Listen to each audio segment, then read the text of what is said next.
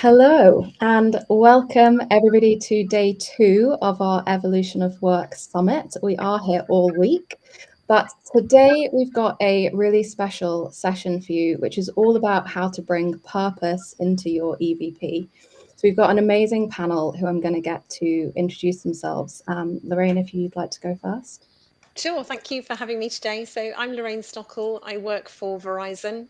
We're a global telecoms technology organization, 130 countries that we are present in. And I look after our TA, talent acquisition function for the EMEA region. Awesome. Vicki? Hi everybody. I'm Vicki. I'm the founder of the EVP Consultancy. I help organisations develop their EVP. So this is a topic that's really close to my heart. But yeah, I've developed EVPs in-house before what I do now at Boots, BAE Systems and Currys. Amazing. And Mark? Good afternoon, everybody. My name is Mark Crompton. I'm the Global Head of Employment Marketing and Employer Branding at Airbus. You may know Airbus as a commercial aircraft manufacturer, but we're a lot more than that. We also supply defense capabilities, air power, connected intelligence, software, network satellites for companies and providers all over the world. Bit of everything. And I realized in my excitement, forgot to introduce myself. I'm Beth. I'm the Director of Growth at Flexer, and I will be here moderating this really exciting conversation. We wanted to start with something that came up in the prep that we did for this, which, Vicki, you've done a ton of work around purpose and seen how it's become increasingly important. And you had this really lovely thread of how purpose is really connected to belonging and to emotions. I'd love if you could talk to us a little bit about that to start us off. Yeah, sure. So I'm a bit of a stickler for finding out why about things. I used to drive my mother mad as a child, and I often used to get the answer Z when I used to ask why to everything. And I'm afraid it's carried on with me into my adult life. Because when I started looking at EVP and employer branding 12 years ago, I was really curious to understand not just what works, but why it works. And so I've done quite a lot of work over the years, looking from both a psychological point of view, neuroscience, behavioral science, at why certain things work in the way that they do. And one of the things that's definitely happened in the last, 5+ years is that purpose generally within organizations, as well as values, has really risen in importance, not just within the organizations, because I think leaders are starting to wake up into how important a culture is to enable the kind of behaviors that they need to deliver business growth. But also, I think employees are looking for more and more purpose in what they do. So if you think about the good old Maslow's hierarchy of needs, purpose is one of those bits that's right at the top. And certainly when I worked with organizations with, multi-generational workforces, and particularly younger generation workforces, Gen Z absolutely will be asking in screening calls and in assessment centres and all through a selection process, all about purpose and values and what's it like in the organisation.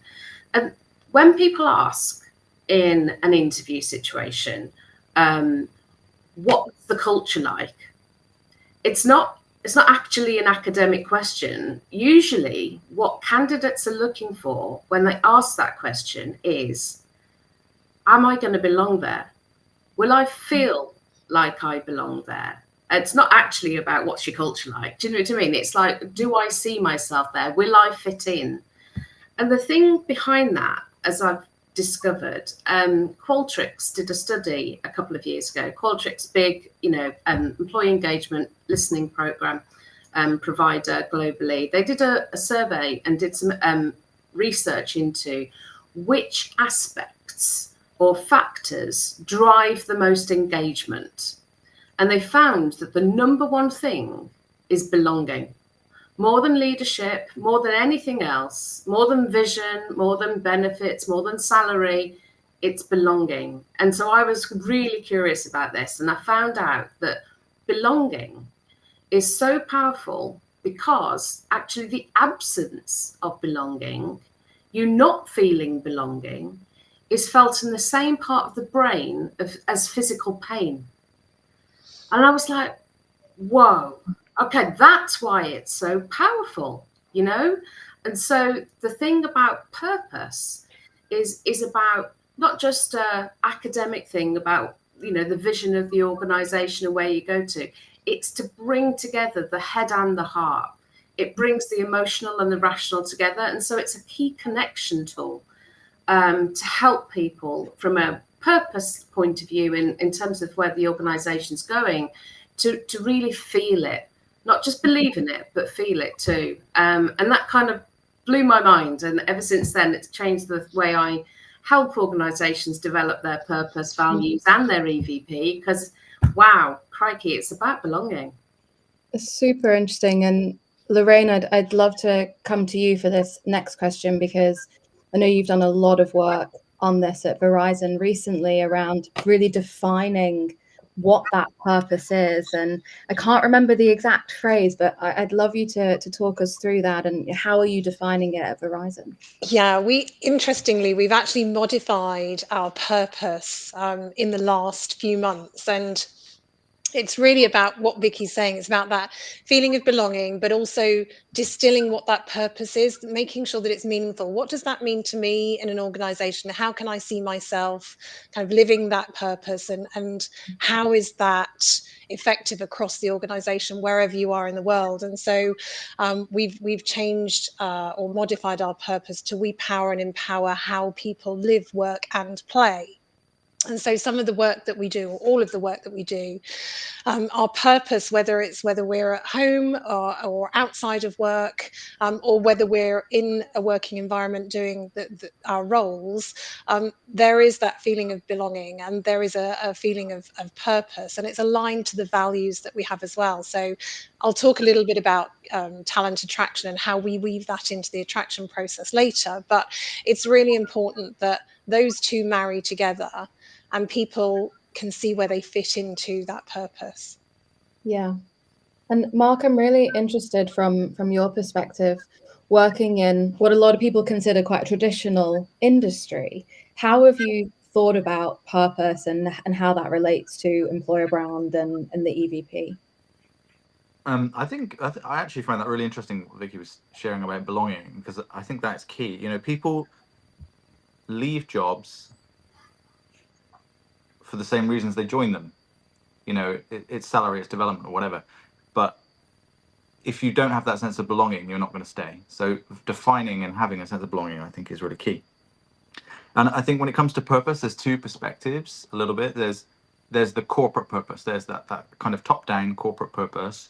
And it's, to me, that should be why you exist beyond making a profit. Why do you exist? Our corporate purpose is pioneering sustainable aerospace for a safe and united world. So it's pulling together that elements of commercial aerospace with the other work we do around defense and space technology.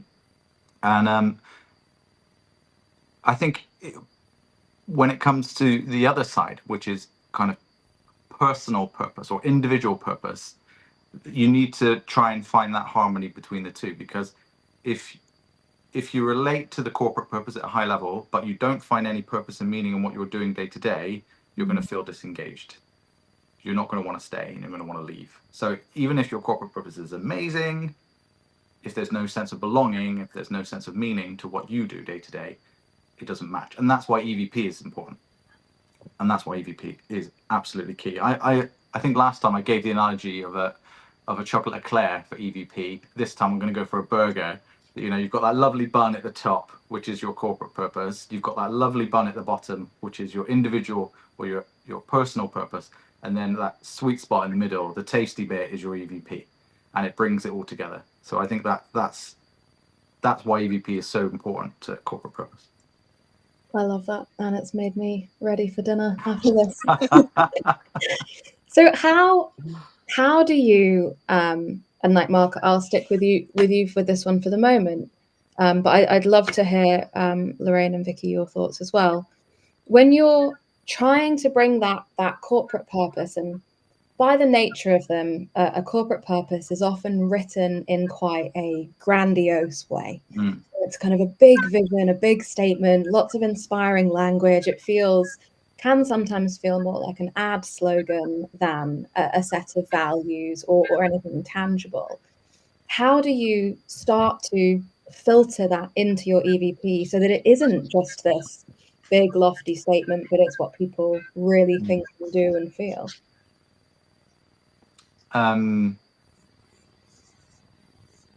So I think for an EVP to work, and it goes back to my burger analogy, it needs to be authentic. So you need that individual part. It needs to be ambitious. So you need that kind of top level corporate part, but it also needs to be distinctive. So I think that, you know, you've got that triangle whereby if you've got something that's authentic, as in employees resonate with it, you've got something that your leadership is pushing. So it's really ambitious, and you've got something that from an external perspective is really unique and really distinctive. You've got a killer EVP. And so for us to do that practically, we conduct leadership interviews regularly across our business at a very, very high level, senior leadership, asking complex questions around reward, benefits, flexible working being a big one. And we ask similar questions and we run focus groups with employees that are mixed. So we try to get a mix of regions, a mix of different parts of the business, looking at engineering functions, procurement, business, everywhere. And then we try to see where we end up between the two. And at the same time, we're always doing a kind of watchtower externally to see how are we perceived. So that's kind of practically how we do it. And then that process is always ongoing. We've been running our last one for about 6 months. And it's supported by a employee-led survey where last time we ran it, we had over 65,000 respondents from across Airbus on a population of 150,000, so nearly 50% responded. And we run that every 2 years. And that really helps us to take a beat as to, okay, we're being ambitious, but do the employees feel it's too ambitious? It's not ambitious enough? Do they see themselves in this ambition? And I think that's key. And if there's a disassociation between the two, we've got some actions to do to try and get it better aligned. Yeah, I think that's really interesting. And Lorraine, does your process look similar in any way? And I guess as we're starting to talk about how purpose comes into EVP, it starts to hit close to home for you of how you then use that as an authentic form of talent attraction as well. Yeah, it does. There are some similarities for sure. I think, I mean, Mark, you touched on this as well. Communication is really key as well. As a large organization, it's how we communicate that, our purpose and our values, and our mission as well. We have hundreds, thousands of employees who don't speak English as their first language. So again, it's making sure that not only from a language perspective, but also how people consume information as well. So we have various ways in which we'll consume any messaging at all, whether it's via video, via email, via leadership meetings, via team meetings, employee meetings. And so it's making sure that we cover all of those areas of communication. But also, what we've started doing is looking at employee stories. So we bring some employee stories to the forefront of what we're doing. And this gives us that authenticity that's really important. We have employees who will talk about their story, talk about their feeling of belonging, talk about what they're doing in the organization, whether they're doing something from a volunteering perspective, something from a sustainability perspective, and how that really helps feed into their work. And so we'll create a story with their information, and that's one way that we can feed out not only externally but also internally as well. So a whole variety of ways we do that.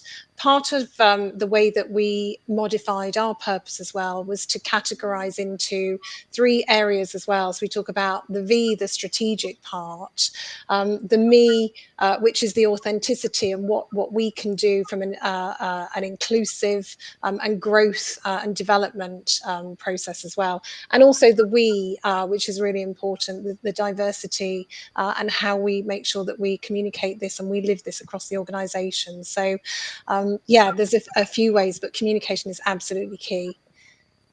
Really interesting. And Vicki, what would be your number one tip from all of the different businesses you've worked with and consulted with in terms of making sure that purpose really is embedded into the EVP? Purpose generally is almost, it's future focused, isn't it? It's usually about sometimes it's about mission, sometimes it's about purpose, but quite often it projects the organization into the future. And so your EVP needs to do the same. One of the things I like to do with my clients is look at where they want to be in the future. So quite often we'll sit down at the beginning of an EVP project and we'll use those fabled letters, SWP, Strategic Workforce Plan, and people go, yeah, I've heard of one, never actually seen one. But if you have one, that's great, because it helps you understand the shape of the organisations with the skills and the roles that you want in the future, and we can work with that. But often when I talk to clients, they honestly don't know, and we go through a discovery phase of working out.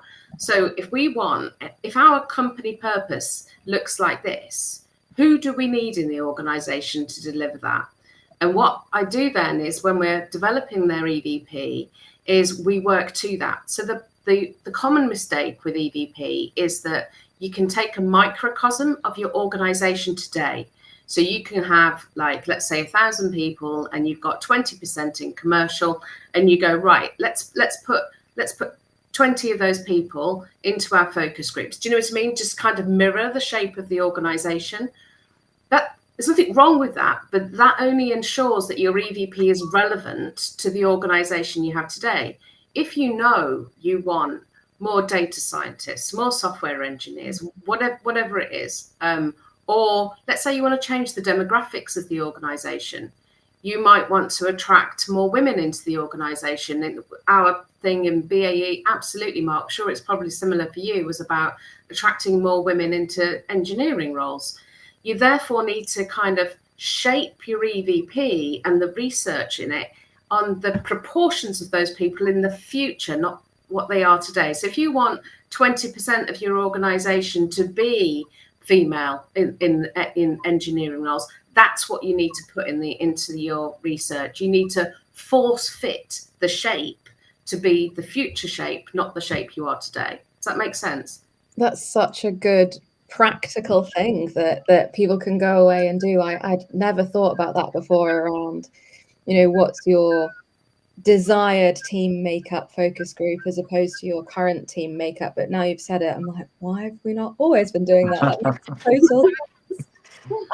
So this really kind of segues us nicely into how a purpose-led EVP can be a really strong talent attraction piece. And Lorraine, I know you've done, I can already see you I know this. You've done tons of work with this, and I'd love for you to share anything you can with us around how that's helped you. First of all, how are you doing it? But mainly, how do you make it feel authentic and genuine? And we had a comment which came through on YouTube, actually, that was about how, as individuals, really understanding our own purpose and how that fits in with the organization's purpose is a really important thing. And at Flexa, in the data, we see hundreds of thousands of searches happening, every single month, and people looking for mission-driven companies, mission-led companies is one of our fastest growing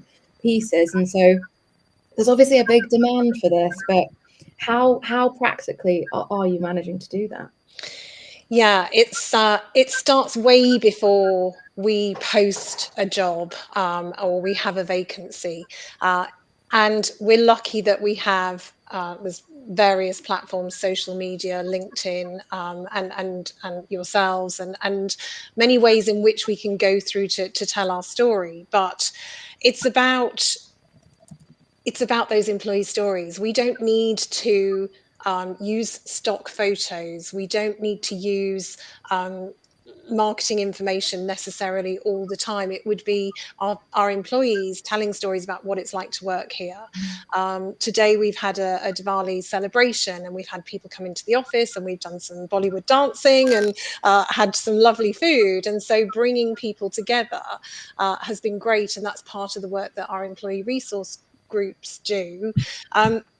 But from that, we can tell the story, and we can start to paint the picture, so that it's not just words on a piece of paper talking about our mission and our purpose. It's how we're living, breathing this as an organization. And so stories can be, they're authentic. It gives our external audience a flavour for what it's like to work here. And then that piece about belonging. Do I think I could belong here? Is this somewhere where I might like to work? And so we found that by posting stories, employee stories, some of the work that we do for our volunteering, and those kind of personal human stories, they're the things that resonate with audiences. And it's about how we tailor that then when we're talking to candidates or anybody who's expressed an interest in joining us as an organisation, really finding out about what they're interested in, what their values are, and whether they match with where we are as an organisation. And so when you're talking to candidates, it's a personal conversation, because we've got to get the match right. It's not necessarily just about the job content and the job that they're going to be doing. It's about what their future looks like, and how we can help them on that journey, but also what resonates with them. And we see, the younger generation very much tech-led, keen to look after our planet, our environment. And so sometimes we're tailoring conversations to really explain to them what we do as an organisation, so that they can make that fit or make that judgment as to whether we're the right organisation for them. So it really is a journey. It's not just at that application stage, but it's about talking about what we do and how we do it, so that people can think about whether they'd like to join us. Yeah, I love what you were saying about what we call at Flexer employee generated content. And we get so many questions about how do we do that? How can we get our employees to talk about us more and share stories? People believe them more. They're so much more authentic. And our answer is normally that, well, they're authentic for a reason. Like, if you are walking the walk, then it's not hard to convince people to speak up about how much they enjoy the company culture or how they relate to the mission. It's when it's really difficult is a bit like you're saying about the purpose doesn't start in the job application, it starts way before that. If you've got a problem getting your employees to engage with the purpose, with the EVP, with your talent acquisition, you've got a deeper problem of how they're feeling, that back to that belonging, that level of belonging in the organization. I was just going to say, I think what Lorraine's just said there is absolute gold, because really effective employer branding and talent attraction isn't just about attracting as many people into the organization as possible. It's about giving people choice, and then they decide whether it's for them or not. As TA teams, sometimes, we can all be a little bit obsessed with volumes of applicants. And to be truthful, sometimes if you drove too many applicants from an operational point of view, you wouldn't be able to work them all through. Do you know what I mean? The administration of them would cripple the TA team, if nothing else. So actually using purpose to help people select in, self-select in, select out of your organization is incredibly powerful, because that means you are getting people coming to you who really are engaged with what it means to be in that organization. I think it's a really strong point, Lorraine. It's not just about, yay, everybody come. It's not about that. No. And it does then evolve our culture and grow our culture further. So it is really important.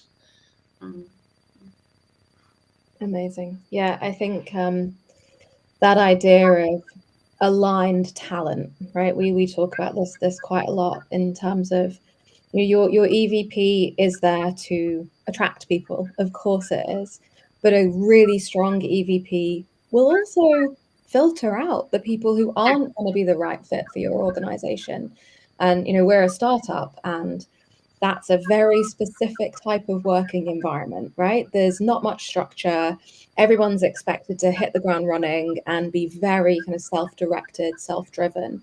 And for some people, that's not the right fit. And you know, and there's nothing wrong with that. There's nothing right with that. It just is different things for different people. And it's the same with purpose. You know, we've all got different interests, different passions, different visions of what we want to see in the world. And you know, the really popular ones that we see people searching for on Flex there is like tech for good, climate's really in there, but also things like diversity, like seeing representation throughout the entire leadership team, not just in the more junior roles.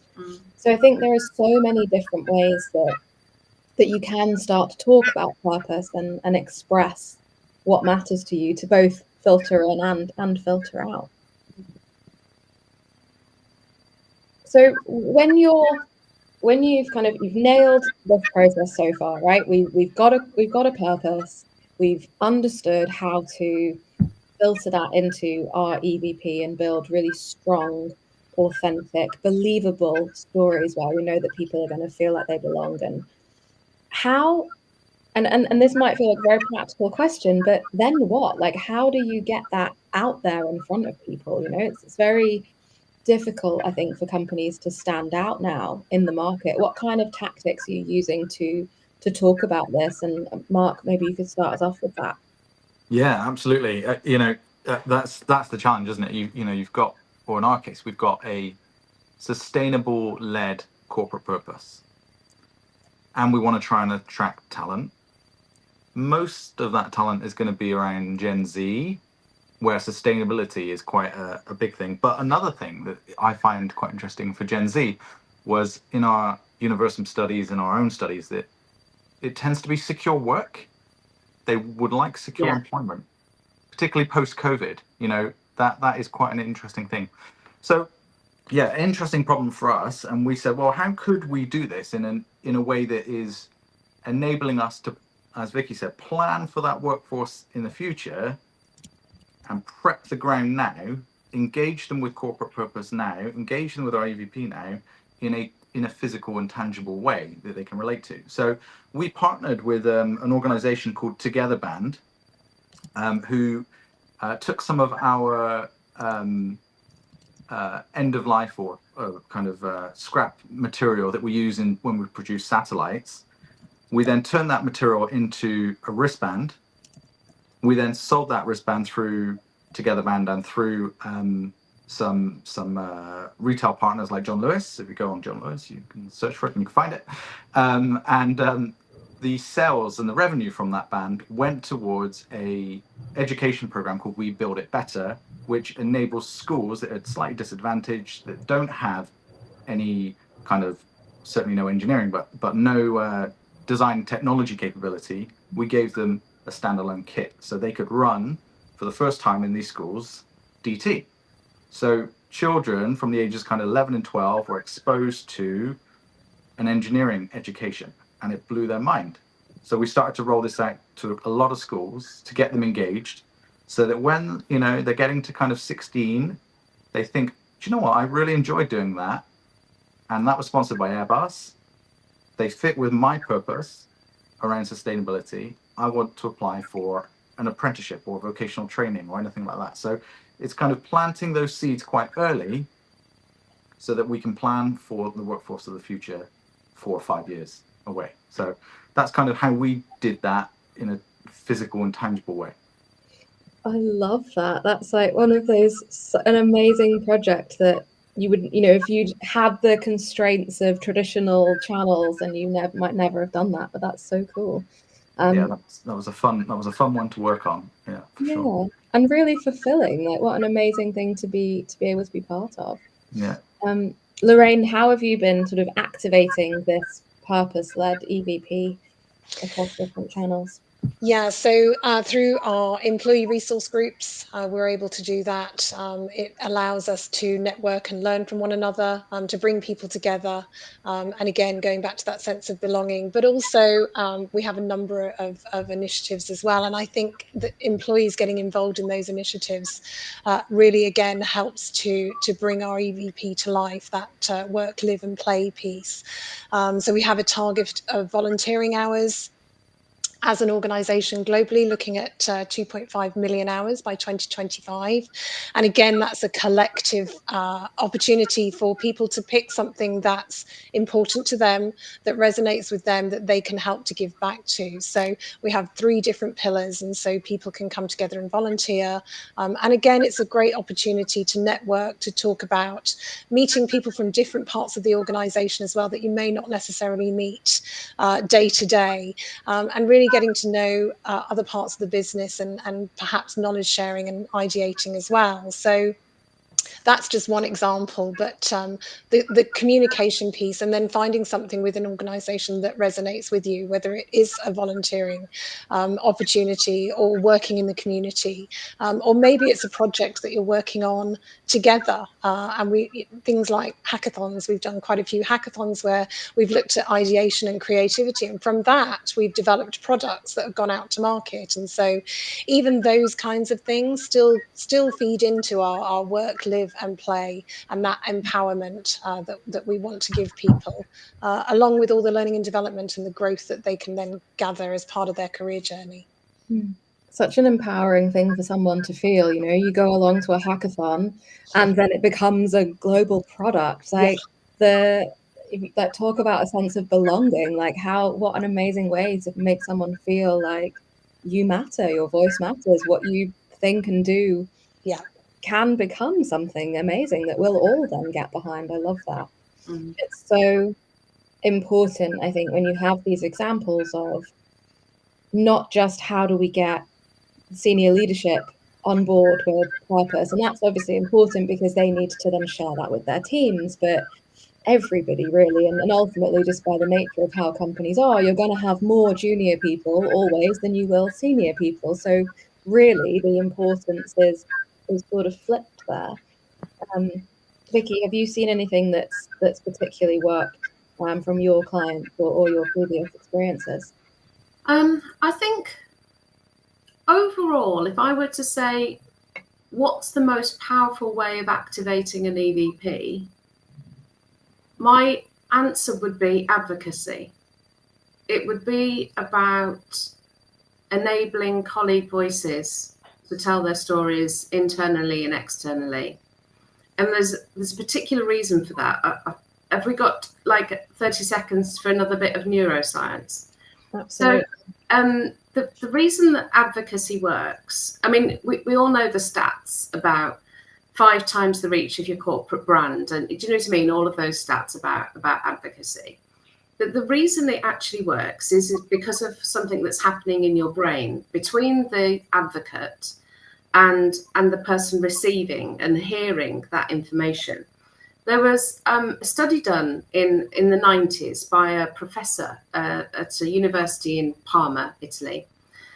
He was studying macaque monkeys, actually, and he was looking at the grasp and let go response of monkeys, and got their brains all wired up and wanted to see what was happening in the brain when they held and let go of certain objects. And what they realized, as is often the case with science, you find out something you weren't actually trying to find out at all. But what he did find out it was absolutely mind-blowing and has changed the course of neuroscience since, is that when the monkeys, not just when they were doing the action of holding and letting go of things, but when another monkey was observing the first monkey, the same parts of the brain fired. Then they tried it with humans. So they got the human to hold and let go of something as well. And again, looked at what reaction that had in the brain that was lit up.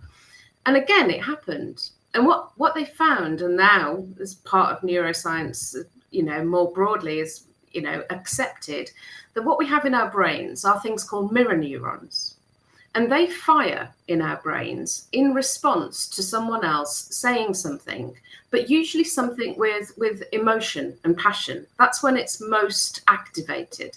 So we're designed as a race, you know, for our survival. We grew up in tribes, and, you know, part of our survival will have actually been about empathy being developed much earlier in our evolution than was previously thought, because it was important for us to know when other people in the tribe were hurt and needed help, or when the tribe was under attack and needed, you know, to protect everybody. So actually advocacy works in the same way. When someone speaks with passion, usually rooted in either belonging or pride, or both, so it's an emotional place that it's coming from, the reaction from someone else is what causes that beautiful emotional reaction. You start to feel passionate about the thing that the other person's passionate about.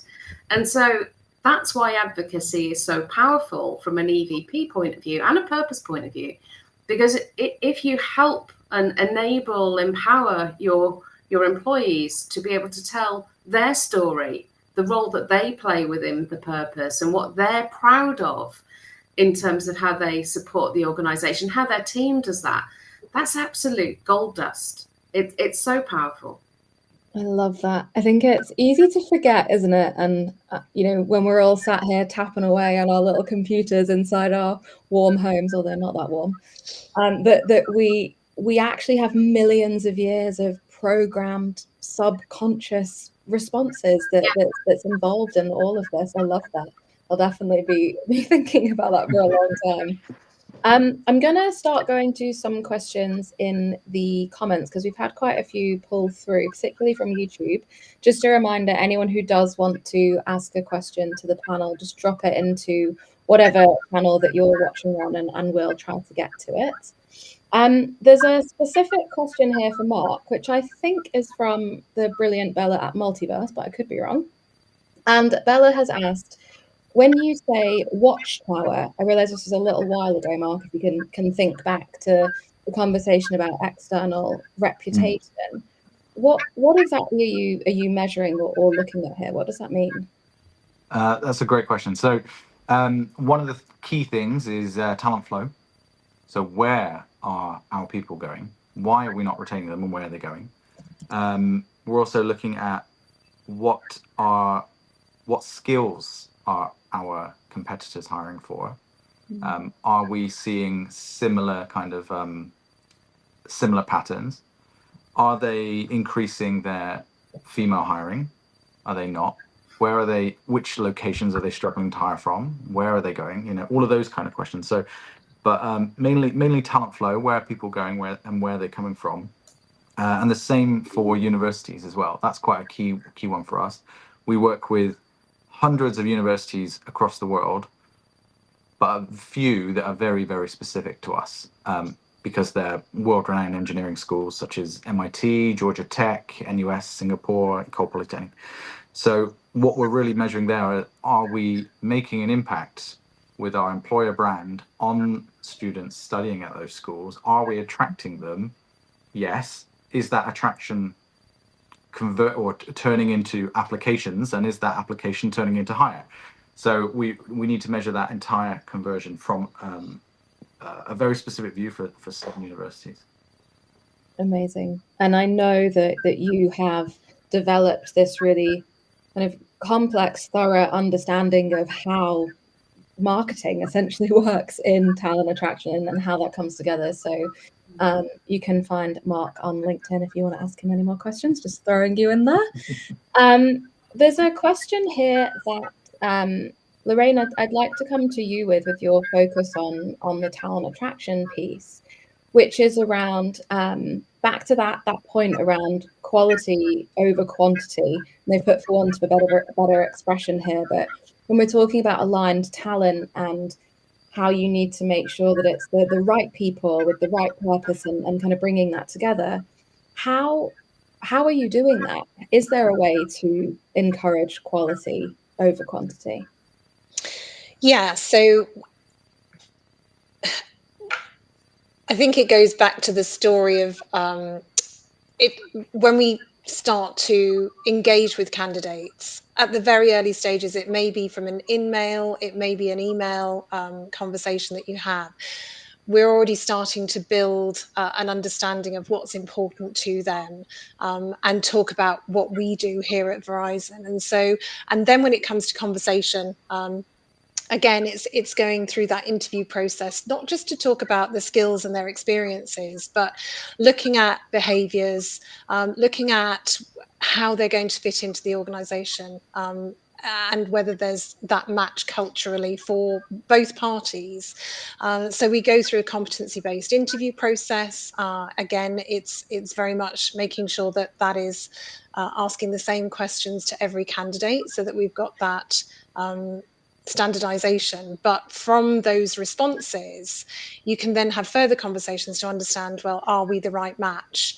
And that's really important. So it's about developing that relationship very early on in the early stages of that recruitment process, and making sure that each step of the way we're answering questions that are pertinent to those candidates as well, and really honing in on the pieces that are important, so that we can talk about examples, or we can put them in contact with somebody who's maybe working in the organization.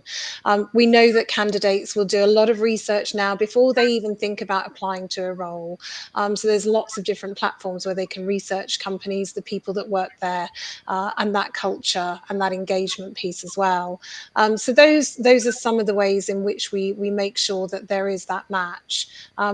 Verizon is very well known in the US. We have a consumer brand in the US, not so well known across EMEA and in the international space. So part of the work we do is about letting people know who we are and what we do, and the kinds of roles that are available here as well, because we're not as well known. So all of that also folds into how we make sure we don't get huge volumes of applications. But we want to make sure that we're bringing the right people in, and they're right. This is a right company and the right role for them also. And you don't need volume, right? If you've got the people you need. But sorry, Mark, you were going to add something to that. I was going to build upon that a little bit, because there's a couple of techniques I think you can use as well. What, if you're using LinkedIn as a primary source or primary tool for recruitment, you can add qualifying questions around culture and fit, and we can then look for keywords in those. Are they matching those keyword culture fit kind of values there? And there's also technology platforms like HireVue and AssessFirst. Those kind of tools not only are assessing skills and competences, but also, again, behavior, culture, values. That's a big one for us. Are they demonstrating those key values, particularly when we're hiring for more senior leadership positions? That culture fit is even more important. I liken it a little bit to an immune response, that if you're not quite the right fit, there's going to be an immune response to you, and you could be rejected. Your body is trying to get rid of that. Whereas if you do the assessment up first, you make sure that leader is fitting in terms of culture, behavior, values, and what you expect as a leader, there's a positive immune response, and you're welcomed in. You're absorbed, in the white blood cells absorb you. So I think that's a key thing to assess first, but primarily for leadership, and making sure that you've got the right tech stack available to help you do that. Yeah, I can see that being such a massively important moment to filter. And ultimately you don't want to waste anyone's time, right? Not your own, not the candidate's time. You don't want to drag out a process if you know that there's going to be a sort of purpose mismatch or a cultural mismatch. When do you think you can tell that? And question to any of you who've hired, particularly in those leadership roles, like at what point or how much time do you have to spend with someone to understand if they are going to be able to put forward the purpose of your business? Is it possible? I had an interesting conversation on that subject with a peer who works for, I won't name which company he works for, but he said to get his job, he went through 8 rounds of interviews. And I said, whoa, that's crazy. He said, from talent executive management, meeting recruiter, then meeting the senior recruiters, meeting the team, meeting the senior staff, all the way up to meeting the CEO. And part of that, or during that part, he had a full day assessment center where he had a really challenging task. I'm not going to spoil it for him, but a really challenging task to manage. And I said to him, like, why did they make you go through all of those hoops? I would have been, running away. And he said, it's culture fit. They do that at each step of the way to see, do you fit at this level? Do you fit at this level? Do you fit at that level? So I think that's quite an extreme one. I think with junior early career roles, apprenticeships, vocational training, VIE positions in France, PhDs, you can tell quite early whether they're going to be a fit. And I think it takes a little bit longer, and you need to give a little bit more time for senior leadership positions. And it might be that you go through 3 or 4 rounds, and it goes up to director level, VP level, senior VP, because the risk of getting it wrong is too big. Because that person, if it's a senior vice president, is probably going to be managing 400 to 1,000 people. So if they don't fit with the culture and the values that you expect, that's going to have a huge impact on all of the other people inside that business. Yeah, so the rigor at which you assess that fit needs to expand as the responsibility and the influence of the role expands. Essentially, it's an impact versus effort, or impact versus time. So the more impact that individual is going to have, the more time you need to invest in that individual upfront to make sure that there's that culture fit. Yeah, I think you're right, Mark. It's because quite often you're assessing for not just the role that they're coming in to do, but the roles that you'll want them to be doing in future years as well, isn't it? Yeah, it's exactly that, planning for the workforce of the future. Yeah. And also the workforce that is underneath them. Yeah. 10 years with a bad manager can be catastrophic for a business. Yeah. So it's important to get it right. Yeah. It's so interesting. I think people is such a long-term function to be in, right? If you're every team has kind of 5-year views and 2-month views, and there is urgency in the people space as well. I absolutely understand that. We need to get someone and we need them right now. But I think it's a really unusual position to be in, where you're dealing with everything from technical skills to culture and empathy, but you're also going, we've got the 16-year-olds coming down the pipe, and in 4 years they're going to be looking for jobs with us, and we're going to need to hire 10, 20, 30,000 people from that generation. What are they going to want? And cultural change can take so long to happen that you've got to start doing that 2, 3, 4 years before they get there. It's such a complex thing to try and manage. I have a lot of respect for that work. So there's a question here which takes us away from these kind of very large organizations, which we've been talking about primarily. Ruan has asked, is there any wisdom for smaller businesses or startup businesses specifically, where you might not have all of the resources or all of the different layers? What could you be doing if you're a 10-person, 20-person, 50-person business to really use your purpose in your EVP to attract the best talent? Yeah, shall I try and help out with that one? So I think obviously what we've been talking about today in terms of developing your EVP and continuing to evolve your EVP, and we, Mark gave some great examples about leadership interviews, focus groups, that kind of thing. If you've only got a really small team, then you haven't got the scale to be able to do that and stuff. But one thing that is possible in any sized organization is to prioritize listening. And I've worked with some quite small clients, some, quite smaller borough councils in public sector, for example, and getting them to spend more time listening to the people who work in the organization. And it's about understanding, well, if this is our purpose, what's enabling that purpose and what's getting in the way? Even if there's only 2 or 3 of you in the organization, that it's absolutely possible to talk to your team every week to say, what have I done this week that's helped move you forward? And what have I done this week that's got in your way, right? So that really open psychological safety, feedback culture can start at a really, really small microcosm level. And then it gets bigger as the organization gets bigger. So you then start to be able to ask questions about pain points within the employee experience. And we did quite a lot of work at Currys about pain points and what was getting in the way of people being able to do their jobs brilliantly. Thankfully, we got to the point that after a couple of years worth of evolving, putting new systems in place, testing and learning different processes, etc., we managed to move stuff on, and some pain points got eliminated.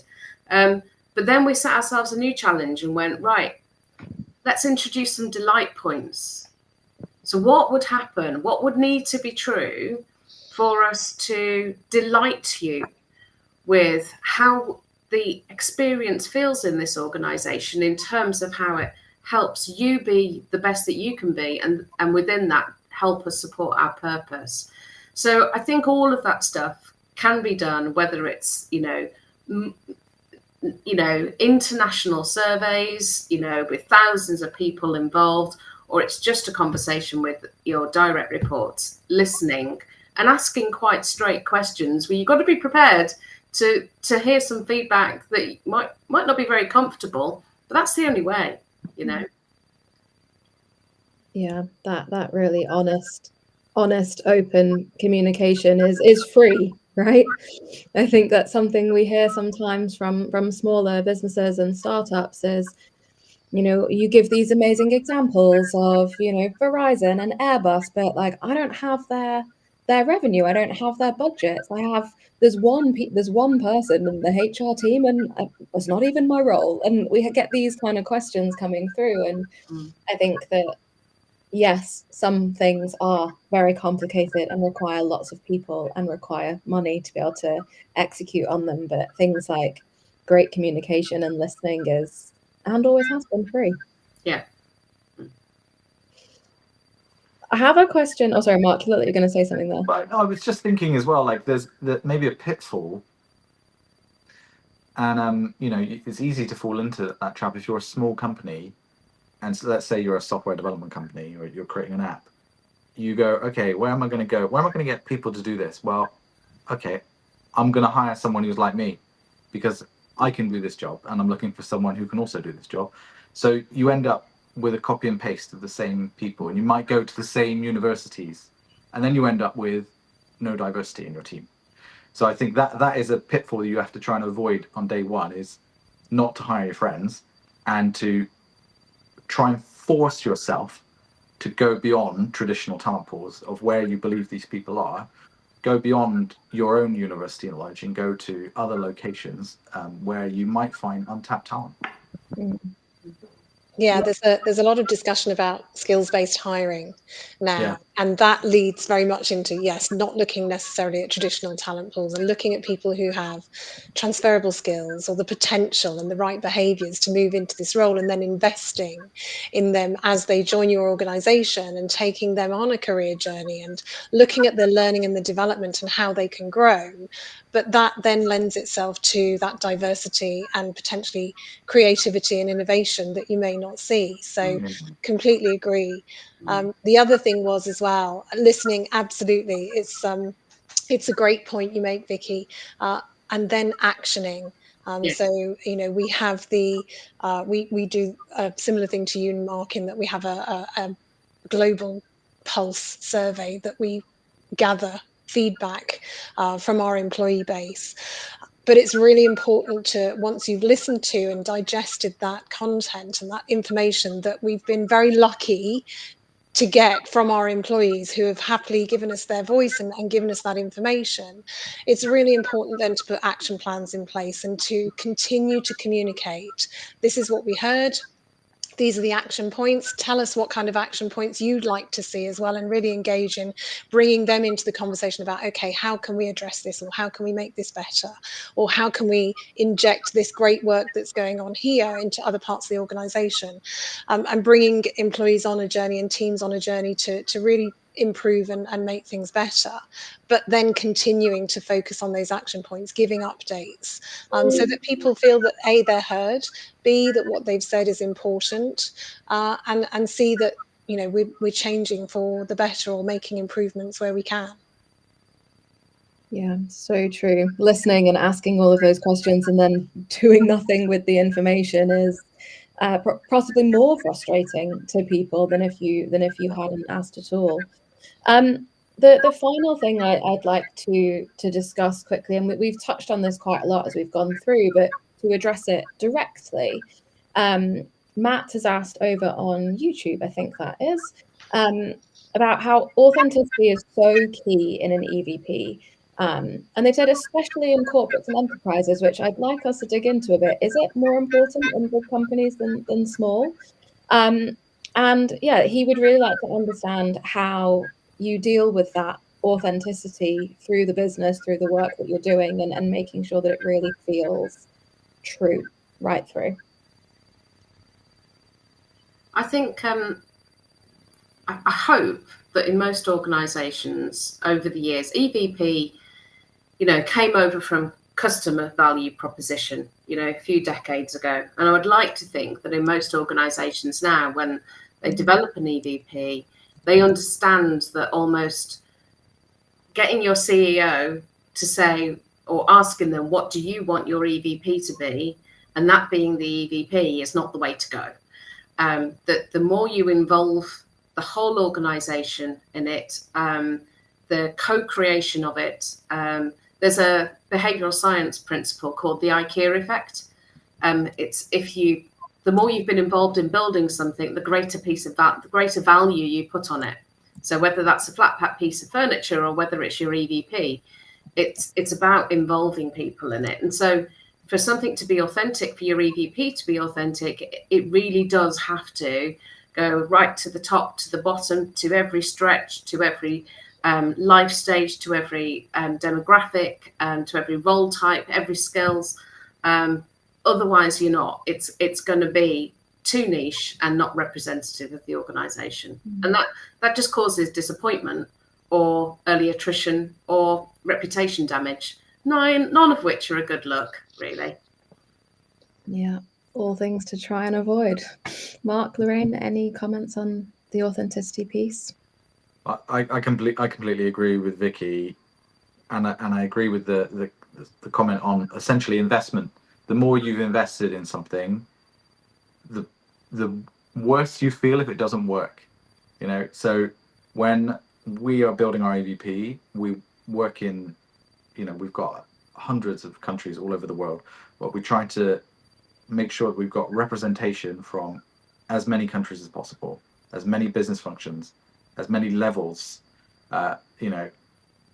gender diversity, disability, neurodiverse, making sure that we try to cover every perimeter, but also, as Vicki said previously, looking at those skills and where we want to be 5-10 years from now to make sure that we've almost got over-representation of those areas so that we've got a really good understanding. And the more that co-creation is used to be able to do that, the more invested people feel, and the more likely it is to succeed. And then I think to make it authentic, it's how you roll it out as well. It's amazing to have the best EVP in the world, but if it sits there on a shelf collecting dust and no one uses it, oh my God, how frustrating would that feel? So at the same time as that, we're building our what we call Airbassador community, tastefully named. Love it, Mark. Where we have 500 Airbassadors today around the world. We're scaling that up to probably about 1,000 at the end of next year. And these are the voices, the local voices of EVP, so that they can take the kind of corporate story that's been adapted for that market, but then put a real authentic voice on it, so that it comes across as something that has not been. I sometimes call our corporate content vanilla flavored. That it's great, it tastes lovely, but it could be more interesting. And I think when you've put a local flavor on it, it's always going to taste wonderful. So that's the key. Lorraine, I love that. No, I love that. It's a great initiative, I think, and to have that local flavour is definitely a great way of injecting, so that it resonates everywhere, no matter where you are in the world, for sure. I guess one of the other things is stay interviews on work anniversaries, when we're talking to people about why do you stay with the organisation.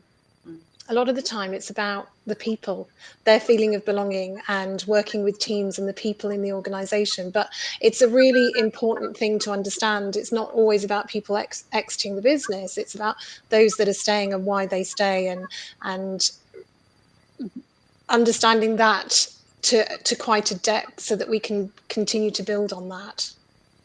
Amazing. Well, and we are at time, but thank you all so much. I've learned tons. It's really a joy and an honor to be able to facilitate panels like these, because I always learn a lot, and I'm sure everyone else has as well.